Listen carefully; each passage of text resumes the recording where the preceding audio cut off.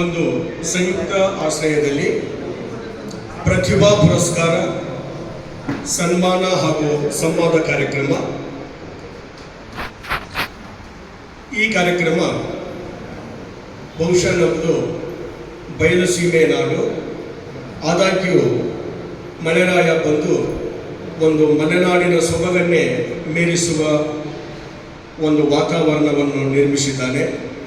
So ಈ ಸುಂದರ ಕಾರ್ಯಕ್ರಮಕ್ಕೆ ಅತ್ಯಂತ ಸುವ್ಯವಸ್ಥಿತವಾಗಿ ಇರ್ತಕ್ಕಂಥ ಉಪನ್ಯಾಸಕಿಯಾಗಿರ್ತಕ್ಕಂಥ ಪೂನಂ ಚಳಗೇರಿ ಮೇಡಮ್ ಅವರು ಪ್ರಾರ್ಥನೆ ಮಾಡಲಿಕ್ಕೆ ಸ್ವಾಗತಿಸ್ತಾರೆ.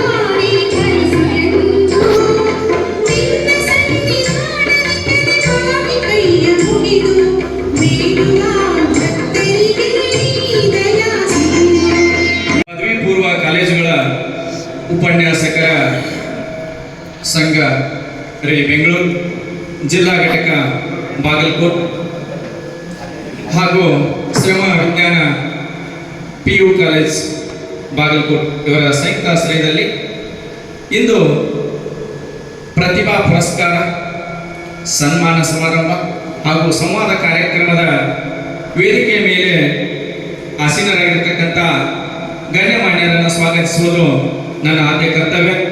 ಇಂದಿನ ಈ ಕಾರ್ಯಕ್ರಮಕ್ಕೆ ಉದ್ಘಾಟಕರಾಗಿ ಆಗಮಿಸಿರ್ತಕ್ಕಂಥ ನಮ್ಮ ಜಿಲ್ಲೆಯ ಉಪನಿರ್ದೇಶಕರು ಹಾಗೂ ನಿಮ್ಮೆಲ್ಲರ ಒಂದು ಆತ್ಮೀಯ ಉಪನಿರ್ದೇಶಕರಾದಂತಹ ಶ್ರೀಯುತ PS ಕಾಂಬಳೆ ಅವರನ್ನ ಎಲ್ಲ ಪ್ರಾಚಾರ್ಯರ ಪರವಾಗಿ, ಉಪನ್ಯಾಸಕರ ಪರವಾಗಿ ಹಾಗೂ ಈ ಕಾಲೇಜಿನ ಎಲ್ಲ ಆಡಳಿತ ಮಂಡಳಿಯ ಪರವಾಗಿ ತುಂಬು ಹೃದಯದ ಸ್ವಾಗತ ಹಾಗೂ ಸುಸ್ವಾಗತವನ್ನ ಕೋರುತ್ತೇನೆ.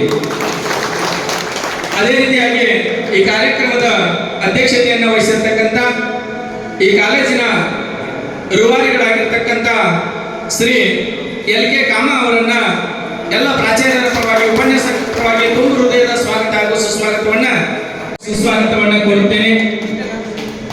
ಅದೇ ರೀತಿಯಾಗಿ ಪ್ರತಿಭಾ ಪುರಸ್ಕಾರ ಒಂದು ಕಾರ್ಯಕ್ರಮಕ್ಕೆ ಆಗಮಿಸಿದಂತ ವಿದ್ಯಾರ್ಥಿಗಳಿಗೂ ಹಾಗೂ ಪಾಲಕರಿಗೂ ಮತ್ತೊಮ್ಮೆ ಅವರಿವರನ್ನದೇ ಎಲ್ಲರಿಗೂ ತುಂಬು ಹೃದಯದ ಸ್ವಾಗತ ಸುಸ್ವಾಗತವನ್ನು ಕೋರಿ ನನ್ನ ಸ್ವಾಗತ ಭಾಷಣವನ್ನು ಮುಗಿಸುತ್ತೇನೆ. ಪುಷ್ಪ ವಿತರಣೆ ಕಾರ್ಯಕ್ರಮ ಇದನ್ನು ನಡೆಸಿಕೊಡಲಿದ್ದಾರೆ IH ನಾಯಕ್, ಹುಣಗುಂದು ತಾಲೂಕಾ ಘಟಕದ ಅಧ್ಯಕ್ಷರು. ಸಮಸ್ತರಿಗೂ ನಮಸ್ಕಾರಗಳು. ಕರ್ನಾಟಕ ರಾಜ್ಯ ಪದವಿ ಪೂರ್ವ ಕಾಲೇಜು ಉಪನ್ಯಾಸಕರ ಸಂಘ ಬೆಂಗಳೂರು ಜಿಲ್ಲಾ ಘಟಕ ಬಾಗಲಕೋಟದಲ್ಲಿ ನಡೆಯುತ್ತಿರುವಂಥ ಪ್ರತಿಭಾ ಪುರಸ್ಕಾರ ಸನ್ಮಾನ ಹಾಗೂ ಸಂವಾದ ಕಾರ್ಯಕ್ರಮದಲ್ಲಿ ಉದ್ಘಾಟಕರಾಗಿ ಭಾಗವಹಿಸಿರುವ ನಮ್ಮೆಲ್ಲರ ಅಚ್ಚುಮೆಚ್ಚಿನ ಉಪನಿರ್ದೇಶಕರು ಆಗಿರುವಂತಹ ಸನ್ಮಾನ್ಯ ಶ್ರೀ ಪುಂಡ್ಲಿಕ್ ಕಾಂಬಳೆ ಸರ್ ಅವರಿಗೆ ನಮ್ಮ ಜಿಲ್ಲಾ ಘಟಕದ ಅಧ್ಯಕ್ಷರಾಗಿರುವಂತಹ RM ಗೌಡರ್ ಸರ್ ಅವರು ಪುಷ್ಪವನ್ನು ನೀಡಿ ಹಾರ್ದಿಕವಾಗಿ ಸ್ವಾಗತಿಸಬೇಕಂತ ಅವರಿಗೆ ಕೇಳ್ಕೊಳ್ತೇನೆ. ಹಾಗೆ ಈ ಒಂದು ಪ್ರತಿಭಾ ಪುರಸ್ಕಾರ ಹಾಗೂ ಸನ್ಮಾನ ಜಿಲ್ಲಾ ಅಧ್ಯಕ್ಷರು, ಉಪನ್ಯಾಸಕರ ಸಂಘದ ಜಿಲ್ಲಾಧ್ಯಕ್ಷರು ಆಗಿರ್ತಕ್ಕಂಥ ಶ್ರೀ RM ಗೌಡರ್ ಸರ್ ಅವರು.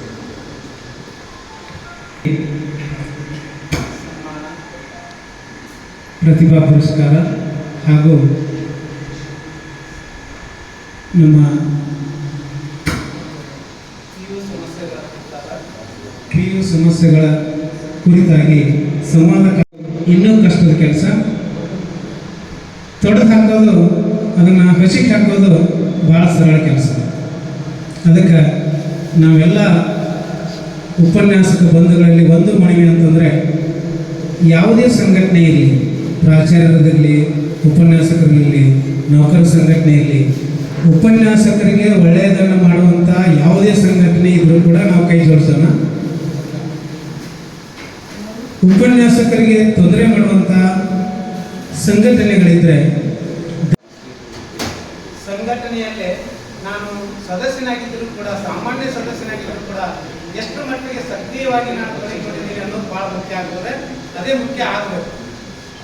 ನಾನು ಪದಾಧಿಕಾರಿಯಾಗುವ ಅಪಾಪಿಗೆ ನಾನು ಸಂಘಟನೆಯಲ್ಲಿ ಸೇರೋದಾದರೆ ಯಾವ ಸಂಘಟನೆಯಲ್ಲೂ ಕೂಡ ಉದ್ಧಾರ ಆಗಲ್ಲ. ಅದು ನನ್ನ ಸ್ವಂತ ಅನುಭವ. ಅದಕ್ಕೆ ಸಂಘಟನೆಯಲ್ಲಿ ವಿಷಯವಾಗಿ ನಾವು ಸಾಧ್ಯವಾದ ಮಟ್ಟಿಗೆ ನನ್ನ ಬಂಧುಗಳಿಗೆ ಏನಾದರೂ ಕೂಡ ನನ್ನಿಂದ ಉಪಯೋಗ ಆಗುತ್ತೇನೋ ಇಲ್ಲವೋ ಅಂತ ಯೋಚನೆ ಮಾಡಬೇಕು. ನನ್ನಿಂದ ಉಪಯೋಗ ಆದ್ರೆ ಮಾತ್ರ ಆ ಸಂಘಟನೆಯಲ್ಲಿ ನಾನು ಮುಂದುವರಿಬೇಕು, ಇಲ್ಲದೇ ಇದ್ದರೆ ನಾನು ಬಿಟ್ಬಿಡ್ಬೇಕು. ಅಷ್ಟರ ಮಟ್ಟಿಗೆ ನಾವು ಸಂಘಟನೆಯಲ್ಲಿ ತೊಡಗಬೇಕು. ಮತ್ತು ಒಂದು ವಿಷಯ, ನಾನು ಬಹಳಷ್ಟು ನಾನು 2-3 ಸಲ ನಾನು ಕಾಂಗ್ರೆಸ್ ಗಮನಕ್ಕೆ ತಂದಿದ್ದೀನಿ ಮತ್ತು ಅದು ಮುಂದಿನ ದಿನಗಳಲ್ಲಿ ಅದಾಗತ್ತೆ ಅಂತ ಆಶಾಭಾವನೆಯನ್ನು ಹೊಂದಿದ್ದೀನಿ. ಯಾರು ಪಾಠ ಮಾಡ್ಕೊತಿರ್ತಾರೆ ಕಾಲೇಜಿನಲ್ಲಿ, ಸಂಘಟನೆ ಇನ್ನೂ ಹಲವಾರು ವ್ಯಕ್ತಿಗಳು ಬರಬೇಕಾಗಿತ್ತು. ಅವರೆಲ್ಲ ಒಂದು ಕಾರಣಾಂತರಗಳಿಂದ, ಅಂದರೆ ಅನಿವಾರ್ಯ ಕಾರಣಗಳು ಬಂದವರಿಗೆ, ಆ ಕಾರಣದಿಂದ ಅವರು ಬರೋಕ್ಕಾಗಲಿಲ್ಲ. ಪರವಾಗಿಲ್ಲ, ನಮಗೆ ಸಂಘಟನೆ ವಿಷಯವಾಗಿ ಸಂಖ್ಯೆ ಎಷ್ಟಿದೆ ಅನ್ನೋದಕ್ಕಿಂತ ಇನ್ನೊಂದು, ನಾನು ನಿಮ್ಮ ಮಂಡಳದ ಅಧ್ಯಕ್ಷರಾಗಿದ್ದರು, ನಾನು ನಮ್ಮ ವಂದಾಸರ್ ಅವರು ಆಗಮಿಸಿದ್ರು. ಅದಕ್ಕೆ ನಾನು ಅವರನ್ನು ಕೂಡ ವೇದಿಕೆಗೆ ಕರೆದೆ.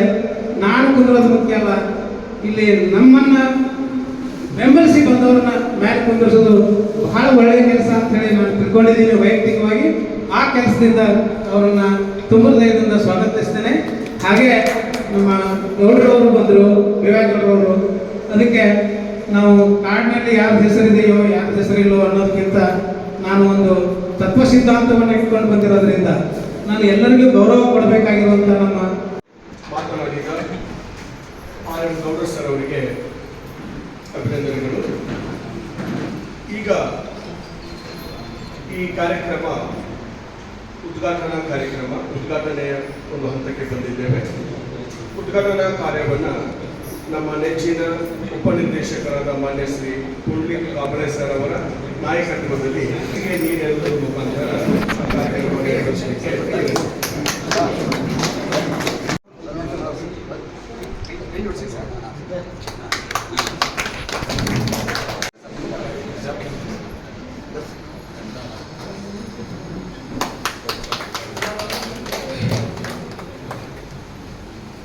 ಎಲ್ಲ ಗಣ್ಯರಿಗೂ ಉದ್ಘಾಟನೆ ಮಾಡಿದ್ದಕ್ಕಾಗಿ ಅಭಿನಂದನೆಗಳು. ನಿರ್ದೇಶಕರು ಈಗ ಜಸ್ಟ್ ಮೆಸೇಜ್ ಹಾಕಿ 12 ಗಂಟೆಯಿಂದ 4 ಗಂಟೆವರೆಗೆ ಜೂಮ್ ಮೀಟಿಂಗ್ ತಗೋತಾ ಇದ್ದಾರೆ. ಸುಖಕ್ಕಿಂತಲೂ ಕಷ್ಟನೇ ಹೆಚ್ಚಾಗಿದೆ ನಮಗೆ. ಆಗಲಿ, ಪರವಾಗಿಲ್ಲ, ಕಷ್ಟ ತಗೊಳ್ಳಿಬೇಕಾಗ್ತದೆ. ಇಷ್ಟಪಟ್ಟು ಬಂದ ನಂತರ ಕಷ್ಟ ಇಂದ ಮಾತಲ್ಲ. ನಮ್ಮೆಲ್ಲ ಪ್ರೀತಿಗೆ ನಾನು ಶುರುದಿನ ಆಗಿದ್ದೇನೆ. ತಾವು ಈ ಕಾರ್ಯಕ್ರಮಕ್ಕೆ ನಾನು ಕರೆಸಿದ್ದಕ್ಕೆ ತಮ್ಮೆಲ್ಲರಿಗೂ ನಾನು ಧನ್ಯವಾದಗಳನ್ನ ಮತ್ತು ಅಭಿನಂದನೆಗಳನ್ನು ಸಲ್ಲಿಸ್ತಾ ಇದ್ದೀನಿ ಸರ್.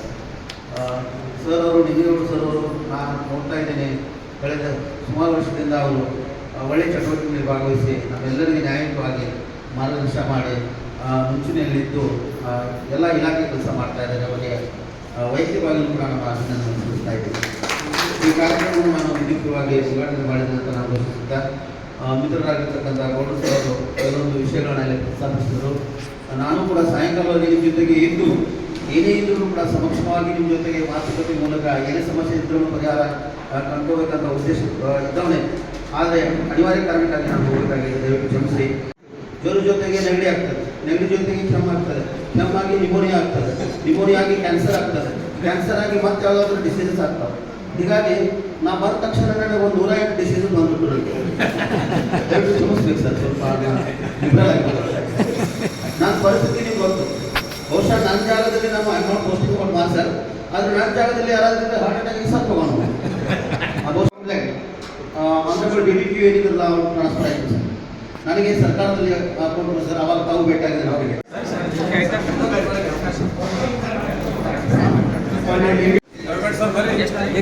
ಅಧ್ಯಕ್ಷರಾದ ರಾಮನ್ ಸರ್ ಅವರಿಂದ ಅಭಿನಂದನೆಗಳು.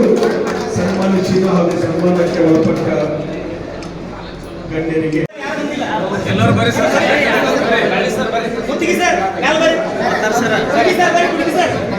ಯಾರು ಬಂದಿಲ್ಲ ಭಾಗವಹಿಸ್ತೀರಿ ಸರ್ ಬರೀ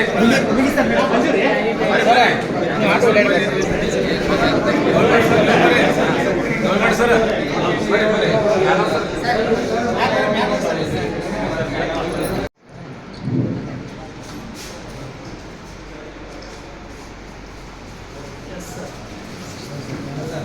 ವಿನಂತಿ.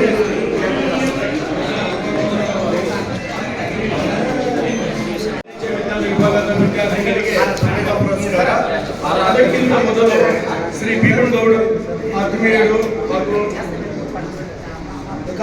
ರಾಮ ಸರ್ ಈ ಸನ್ಮಾನ ಮಾಡಲಿಕ್ಕೆ ವಿನಂತಿಸಲಾಗಿದೆ. ಸಂಘಟನೆಗೆ ಹೆಸರಾಗಿರ್ತಕ್ಕಂಥ ಜಿಲ್ಲೆ ಶಿಸ್ತಿಗೆ ಇವತ್ತಿನ ಈ ಶಿಸ್ತಿನ ಕಾರ್ಯಕ್ರಮಕ್ಕೆ ಮತ್ತು ಬೇರೆ ಹೆಸರೇನಿಲ್ಲ, ಅಷ್ಟು ಅದ್ಭುತವಾಗಿ ನೀವು ಗದಗ ಹುಣಸೂರು ತಾಲೂಕಲ್ಲಿ ಮಾಡಿದ್ದೀವಿ ನೋಡಿದ್ವಿ. ಗದಗ ಜಿಲ್ಲೆಯಲ್ಲಿ ಮೊನ್ನೆ ಬಡತಿ ಉಪನ್ಯಾಸಕರ ಸಂಘದ ಅಧ್ಯಕ್ಷರಾಗಿರ್ತಕ್ಕಂಥ ಪ್ರೊಫೆಸರ್ ಕಾರ್ಯಕ್ರಮ ನೋಡಿದ್ವಿ. ಈಗ ಯಾವುದೇ ಕಾರ್ಯಕ್ರಮ ಬಾಗಲಕೋಟೆಯಲ್ಲಿ ಅತ್ಯಂತ ಯಶಸ್ವಿ ಮತ್ತು ವಿಜೃಂಭಣೆಯಿಂದ ನಡೀತಾ ಇದೆ. ಇದು ಮಹಾಮಂಡಳ ಆಗಿರ್ಬೋದು, ಬಡತಿ ಉಪನ್ಯಾಸಕರಾಗಿರ್ಬೋದು, ರಾಜ್ಯ ಉಪನ್ಯಾಸಕರ ಸಂಘಟನೆ ಆಗಿರ್ಬೋದು, ಮತ್ತು ಈ ಪ್ರಾಚಾರ್ಯ ಸಂಘ ಆಗಿರ್ಬೋದು, ಎಲ್ಲ ಸಂಘಟನೆಗಳು ಪರಸ್ಪರ ಸಹಕಾರ ಮತ್ತು ಸಹಬಾಳ್ವೆಯಿಂದ ಎಲ್ಲ ಸಮಸ್ಯೆಗಳಿಗೆ ಒಂದು ಉತ್ತರ ಸಿಗಲಿ ಅಂತಕ್ಕಂಥ ಉತ್ತರದಾಯಿತ್ವಕ್ಕಾಗಿ ಎಲ್ಲರೂ ಪ್ರಯತ್ನ ಮಾಡ್ತೀರಿ. ಇವೆಲ್ಲ ಪ್ರಯತ್ನಕ್ಕೆ ಸಂಘಟನೆಗೆ ನಾವು ಮೊಟ್ಟ ಮೊದಲ ಪ್ರಣಾಮಗಳನ್ನು ಹೇಳ್ತಾ ಇದ್ದೀವಿ. ಮಹನೀಯರೇ, ಈ ನಮ್ಮ ಉಪನ್ಯಾಸಕರ ಸಂಘ ಬಹಳ ಅತ್ಯಂತ ಅದ್ಭುತವಾಗಿ ಇರ್ತಕ್ಕಂಥ ಎಲ್ಲ ರಾಜ್ಯ ಸಂಘಟನೆಗಳಲ್ಲಿ ಮೇಲ್ಪಂಕ್ತಿಯಲ್ಲಿ ಇರ್ತಕ್ಕಂಥ ಸಂಘ. ವಿಶೇಷವಾಗಿ ನೋಂದಣಿ ವಿಷಯಕ್ಕೆ ಬಂದಾಗ ಮೊಟ್ಟ ಮೊದಲು ರಾಜ್ಯ ಸರ್ಕಾರಿ ನೌಕರರ ಸಂಘ, ಆಮೇಲೆ ರಾಜ್ಯ ಪ್ರಾಥಮಿಕ ಶಿಕ್ಷಕರ ಸಂಘ, ಮೂರನೇ ಅತಿ ದೊಡ್ಡ ಮತ್ತು ಅತ್ಯಂತ ಗಟ್ಟಿಮುಟ್ಟಾದಂಥ ಇಡೀ ರಾಜ್ಯಕ್ಕೆ ಮಾದರಿ ಇರತಕ್ಕಂಥ ಸಂಘ ಯಾವುದಾದ್ರೂ ಇದೆ ಅಂದ್ರೆ ಅದು ಕರ್ನಾಟಕ ರಾಜ್ಯ ಪದವಿ ಪೂರ್ವ ಕಾಲೇಜುಗಳ ಉಪನ್ಯಾಸಕರ ಸಂಘ. ಅದೇ ರೀತಿ ಈ ಸಂಘದ ಪ್ರಾರಂಭದ ಅಧ್ಯಕ್ಷರಾಗಿರ್ತಕ್ಕಂಥ ಹುರ್ಲೆಯವರ ನೇತೃತ್ವ ಹಾಗೂ ನಿಂಗೇಗೌಡರ ನೇತೃತ್ವ ಹಾಗೂ ಎಲ್ಲ ಜಿಲ್ಲೆಗಳ ಜಿಲ್ಲಾ ಅಧ್ಯಕ್ಷರು, ಕಾರ್ಯದರ್ಶಿಗಳು ಮತ್ತು ರಾಜ್ಯ ಪದಾಧಿಕಾರಿಗಳು ಎಲ್ಲರೂ ಕೂಡಿಕೊಂಡು ಇವತ್ತಿಗೂ ಸಹಿತ ಹುರ್ಲೆಯವರ ನಂತರ ಉತ್ತರದಾಯಿತ್ವ ನಮ್ಮ ನಿಂಗೇಗೌಡರು ಅತ್ಯಂತ ಅದ್ಭುತವಾಗಿ ಯಶಸ್ವಿಯಾಗಿ ಸುಮಾರು ಈ ಅವರು ಉಳಿದ ಅವಧಿಯನ್ನು ಬಹಳ ಯಶಸ್ವಿಯಾಗಿ ನಡೆಸಿದ್ದಾರೆ ಅನ್ನೋಕೆ ಬಹಳ ಹೆಮ್ಮೆ ಅನಿಸ್ತದೆ. ಮನೆಯಲ್ಲಿ ನಾವು ಎಲ್ಲ ರಾಜ್ಯಾದ್ಯಂತ ರಾಜ್ಯದ ಎಲ್ಲ ಮೂಲೆಗಳಿಂದಲೂ ಎಲ್ಲರೂ ಫೋನ್ ಮಾಡ್ತಿದ್ದೀವಿ ನಮ್ಮ ಸಮಸ್ಯೆಗಳಿಗೆ. ಇವತ್ತು ನಾನು DADA ಬಂದಿಲ್ಲ ಅಂತ ಹೇಳ್ತೀವಿ, 15 ವರ್ಷ ಟೈಮ್ ಮಾಡಿ MLC ಬೇಕಾಗಿರ್ತಕ್ಕಂಥವ್ರು ಜಿಲ್ಲಾ ಆಗಿರ್ತಾರೆ, ಅವ್ರಿಗೆ ಬರೋದು, ಅವ್ರಿಗೆ ಬಂದು ಮುಟ್ಬೇಕಾದ್ರೆ 6 ತಿಂಗಳು 3 ತಿಂಗಳು ಹೋಗ್ತಾ ಇತ್ತು. ಇವತ್ತು ಏನಾದರೂ ಒಂದು ಮೆಸೇಜ್ ಪಾಸ್ ಆದೋ ಆದೇಶ ಅಂದ್ರೆ 10 ಗಂಟೆಗೆ ಒಂದು ಆದೇಶ ಆಯ್ತು ಅಂದ್ರೆ 10:15 ಗಂಟೆಗೆ ನಮ್ಮೆಲ್ಲರೂ ಮೊಬೈಲಲ್ಲಿ ವಿತರಿಸ್ತಾ ಇದ್ದೀವಿ. ಅದಕ್ಕೆ ಕಾರಣ ಅಂದ್ರೆ ನಿಂಗೇಗೌಡರಲ್ಲಿ ಹೋಗಿ ಆದೇಶ ಮಾಡಿ ಅವರು ಸ್ಟೇಟ್ ಗ್ರೂಪಿಗೆ ಹಾಕ್ತಾರೆ, ನಾವೆಲ್ಲ ವಿಭಾಗ ಮಟ್ಟದ ಗ್ರೂಪಿಗೆ ಹಾಕ್ತೀವಿ, ವಿಭಾಗ ಮಟ್ಟದ ಜಿಲ್ಲಾ ಮಟ್ಟಕ್ಕೆ ಹಾಕ್ತಾರೆ, ಜಿಲ್ಲಾ ಮಟ್ಟ ತಾಲೂಕು ಮಟ್ಟ ಎಲ್ಲ ಉಪನ್ಯಾಸಕರ ಕೈಯಲ್ಲಿ ಏನೇನು ಸರ್ಕಾರದ ಆದೇಶಗಳು, ಇಲಾಖೆ ಆದೇಶಗಳು ಎಲ್ಲವೂ ನಮ್ಮ ಕೈ ತಲುಪ್ತಲ್ಲ. ಅದಕ್ಕೆಲ್ಲ ಕಾರಣೀಭೂತವಾದಂಥ ವ್ಯಕ್ತಿ ನಿಂಗೇಗೌಡರು ಮತ್ತು ರಾಜ್ಯ ಪದಾಧಿಕಾರಿಗಳು ಎಲ್ಲರೂ ಸೇರ್ಕೊಂಡು ಮಾಡ್ತಕ್ಕಂಥದ್ದು. ಅಂದ್ರೆ ಯಾವುದೇ ಸಮಸ್ಯೆ ಇದ್ರೂ ಸಹಿತ ಇವತ್ತು ನೇರವಾಗಿ ಪ್ರಾಮಾಣಿಕವಾಗಿ ಎಲ್ಲ ಜಿಲ್ಲೆಗಳಿಂದ ಬಂದಿರತಕ್ಕಂಥ ಸಲಹೆ ಸೂಚನೆಗಳು ಮತ್ತು ಅವರ ಅಭಿಪ್ರಾಯಗಳು ಮತ್ತು ಅವರ ಸಮಸ್ಯೆಗಳಿಗೆ ಒಂದು ಉತ್ತರದಾಯಿತ್ವ ಮತ್ತು ಸಮಸ್ಯೆಗೆ ಪರಿಹಾರ ಕೊಡ್ತಕ್ಕಂಥವ್ರು ಯಾರಾದರೂ ಒಬ್ಬ ಯಂಗ್ ಎನರ್ಜೆಟಿಕ್ ಅಂತಕ್ಕಂಥ ಒಬ್ಬರು ಯಾರಾದರೂ ನಮ್ಮ ಲೀಡರ್ ಅದಾರ ಅಂದ್ರೆ ನಿಂಗೇಗೌಡರು ಅಷ್ಟೊಂದು ಪ್ರಾಮಾಣಿಕ ವ್ಯಕ್ತಿ. ಇವತ್ತಿಗೂ ಬೆಂಗಳೂರಿನಲ್ಲಿ ಯಾರಾದ್ರೂ ಹೋದ್ರೆ ನಮಗೆ ಒಂದು ಕಪ್ ಚಹಾ ಕುಡಿಸೋದು ಕಳಿಸ್ತಾರೆ, ಅವ್ರದೇ ಖರ್ಚು ಮಾಡ್ತಾರೆ. ನಮ್ಮಿಂದ ಒಂದು ಕಪ್ ಟೀನು ಸಹಿತ ಅವರು ತಗೊಳ್ಳದೇ ಇರ್ತಕ್ಕಂಥ ಒಬ್ಬ ನಾಯಕ.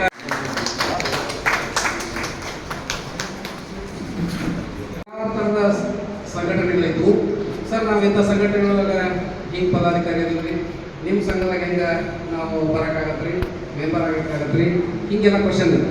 ನಾವು ಒಂದಾಗ ಅವ್ರಿಗೆ ಮುಂದಿಟ್ಟಿರ್ತಕ್ಕಂಥ ಉತ್ತರ, ನೀವು 10 ಸಂಘಟನೆ ಸದಸ್ಯರಾಗ್ರಿ, 10 ಸಂಘಟನೆ ಪದಾಧಿಕಾರಿ ಪ್ರಶ್ನೆ ಏನೂ ಬೀಳೋದಿಲ್ಲ.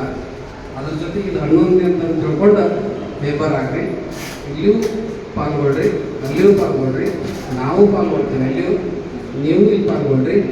ಯಾರ ಸಮಸ್ಯೆ ಬಗೆಹರಿಸಲಿ, ಒಟ್ಟು ನಮ್ಮ ಉಪನ್ಯಾಸಕರ ಸಮಸ್ಯೆಗಳು ಪರಿಹಾರ ಅಷ್ಟೇ. ಯಾಕಂದರೆ ನಮ್ಮ ಸಂಘಟನೆಗಳು ಯಾವುದೇ ಪಕ್ಷ ಆಧಾರಿತವಾಗಿಲ್ಲ, ಯಾವುದೇ ವ್ಯಕ್ತಿಗೆ ಆಧಾರಿತವಾಗಿಲ್ಲ.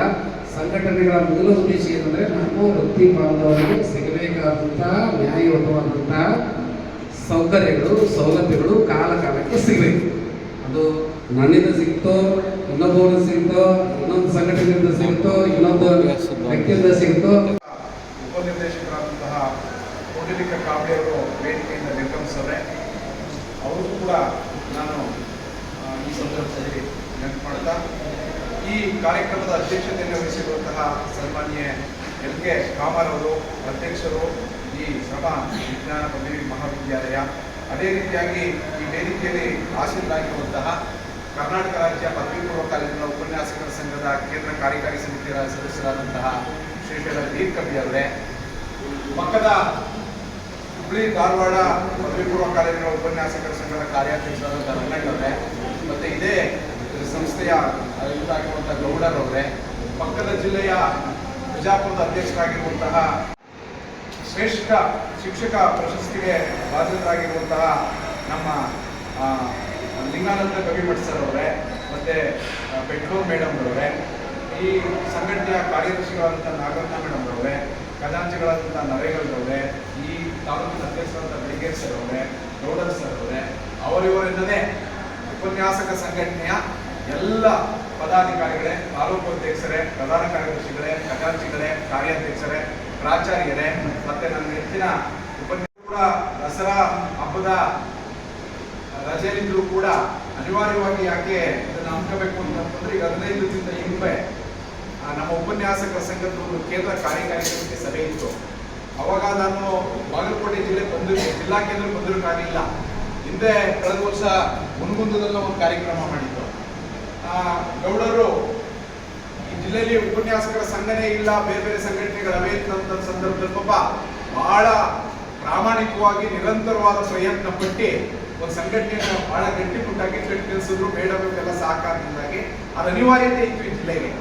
ಬೇರೆ ಬೇರೆ ಅನಿವಾರ್ಯತೆ ಇಲ್ಲ ಅಂತಂದ್ರೂ ಜಿಲ್ಲೆಗೆ ಅದು ಅನಿವಾರ್ಯತೆ ಇತ್ತು. ಈ ಸಂದರ್ಭದಲ್ಲಿ ಒಂದು ಸಂಘ ಅಸ್ತಿತ್ವದಲ್ಲಿರಬೇಕು, ಸಕ್ರಿಯವಾಗಿರಬೇಕು, ಕ್ರಿಯಾಶೀಲವಾಗಿರಬೇಕು ಅಂತಂದ್ರೆ ಕನಿಷ್ಠ ಪಕ್ಷ 3 ಅತ್ಯಂತ ಅನಿವಾರ್ಯ ಗುಣಗಳನ್ನ ಅದು ಮೈಗೂಡಿಸ್ಕೋಬೇಕು. ಒಂದು, ಸಂಘಟನೆಯ ನೇತಾರರಿಗೆ ಪ್ರಾಮಾಣಿಕತೆ ಇರಬೇಕು.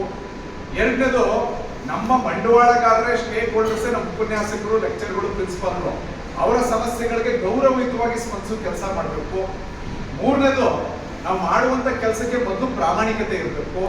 ನಾಲ್ಕನೇದೇನು ಅಂತಂದ್ರೆ, ವಿದ್ಯಾರ್ಥಿಗಳಿದ್ರೆ ಕಾಲೇಜು, ಕಾಲೇಜಿದ್ರೆ ಉಪನ್ಯಾಸಕ ಇದ್ರೆ ಉಪನಿರ್ದೇಶಕರ ಕಚೇರಿ, ಉಪನಿರ್ದೇಶಕರ ಕಚೇರಿ ಇದ್ರೆ ನಿರ್ದೇಶಕರ ಕಚೇರಿ ಮತ್ತು ಇಲಾಖೆ ಸಚಿವಾಲಯ. ಹಾಗಾಗಿ ಪ್ರಾಮಾಣಿಕವಾಗಿ ಸ್ಪಂದಿಸುವಂತ ಕೆಲಸ ಮಾಡಬೇಕು. ಕನಿಷ್ಠ ಪಕ್ಷ ಈಗ ಕಾಗೆ ಜೊತೆ ಹೋಯ್ತದೆ, ಗುಬ್ಬಚ್ಚಿ ಜೊತೆ ಹೋಯ್ತದೆ. ನಾವೆಲ್ಲ ಉಪನ್ಯಾಸಕರು, ಯಾವುದೇ ಧರ್ಮ, ಭಾಷೆ ಮತ್ತು ಪ್ರಾದೇಶಿಕತೆ ಏನೇ ಇರಲಿ, ನಾವೆಲ್ಲರೂ ನಮ್ಮ ಅಸ್ತಿತ್ವವನ್ನ ಕಾಪಾಡ್ಕೋಬೇಕು. ಇಲ್ಲಿ ವ್ಯವಸ್ಥೆಯಲ್ಲಿ ನಮ್ಮ ಅಸ್ತಿತ್ವ ಮುಖ್ಯ. 100% ರಿಸಲ್ಟ್ ಕೊಟ್ಟಿರೋರಿಗೆ ಒಂದು ಸನ್ಮಾನ, ಮತ್ತೆ ನಮ್ಮಿಂದ ವಿದ್ಯಾರ್ಥಿಗಳು ಪ್ರತಿಭಾವಂತರಾಗಿರ್ತಾರೆ, ಪ್ರತಿಭಾ ಪುರಸ್ಕಾರವನ್ನ ಮತ್ತು ಪ್ರತಿಭೆಗಳಿಗೆ ಪ್ರೋತ್ಸಾಹಿಸಬೇಕಾಗಿದ್ದು ನಮ್ಮ ಜವಾಬ್ದಾರಿ. ಇಷ್ಟನ್ನ ಮಾಡೋದ್ರ ಜೊತೆಗೆ ನೇರವಾಗಿ ಈಗ ಕೇಂದ್ರ ಸರ್ಕಾರ, ರಾಜ್ಯ ಸರ್ಕಾರ, ಮಂತ್ರಿಗಳೇ ಕೆಲವೊಂದನ್ನ ಮಾಡ್ಕೊಳಕ್ಕಾಗದಿರುವಂತ ವಸ್ತುಸ್ಥಿತಿ ನನಗೆ. ಎಲ್ಲವನ್ನ ಕೊಡೋದು ಇದು ಕಾಮಧೇನು ಅಲ್ಲ, ಕಲ್ಪವೃಕ್ಷನೂ ಅಲ್ಲ.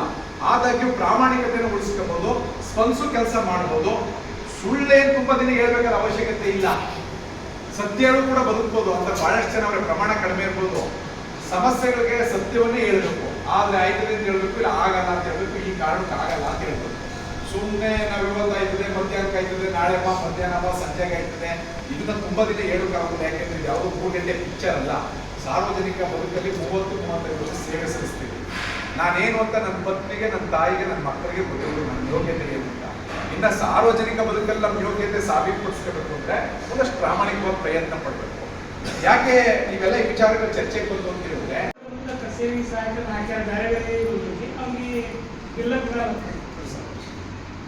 ಪ್ರತಿ 3 ವರ್ಷಕ್ಕೊಮ್ಮೆ ಮೌಲ್ಯಮಾಪನ ಭತ್ಯೆಗಳು, ಪರೀಕ್ಷಾ ಭತ್ಯೆಗಳನ್ನ ಎನ್ಹಾನ್ಸ್ ಮಾಡೋಕೆ ಅವಕಾಶ ಇದೆ. ಈಗ ಈ ಏನು ನಾವು ಈ ಪರೀಕ್ಷಾ ಕೇಂದ್ರಗಳಲ್ಲಿ ವೆಬ್ಕಾಸ್ಟಿಂಗ್ ತಂದ್ವಲ್ಲ, ಈ ವೆಬ್ಕಾಸ್ಟಿಂಗ್ ತಂದಿರೋದು 2023ರ ಪರಿಷ್ಕೃತ ಆದೇಶದಲ್ಲಿ ಆ ಪದಗಳಿಲ್ಲ. ವೆಬ್ಕಾಸ್ಟ್ ನೋಡೋರು ಇವೆಲ್ಲ ಇಲ್ಲ. ನಿಮ್ಗೆ ಉಪನಿರ್ದೇಶಕರಿಗೆ ನೀವು ಜಿಲ್ಲಾ ಸಂಘ ಸ್ಪಷ್ಟಪಡಿಸಬೇಕು.